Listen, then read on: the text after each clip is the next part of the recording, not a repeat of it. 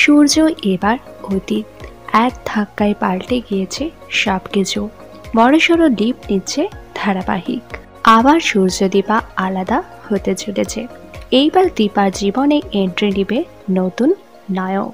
সম্ভবত পুলিশ অফিসারের চরিত্রে এন্ট্রি নেওয়া অভিনেতাই হতে চলেছে আগামীতে দীপার নায়ক। ধারাবাহিকে পুলিশ অফিসারের চরিত্র দেখেই বোঝা যাচ্ছে বেশ গুরুত্ব রয়েছে তার চরিত্রের। অনেকেই প্রথমে মনে করেছিলেন হয়তো সোনার নায়ক হিসেবে দেখা যেতে পারে তাকে, কিন্তু বিগত 10 বছর ধরে পুলিশের চাকরি করছেন তিনি, তাই তার বয়স প্রায় সূর্যের কাছাকাছি। তাই সোনা নয়, সম্ভবত দীপার নায়ক হিসেবে আগামীতে দেখা যেতে চলেছে তার।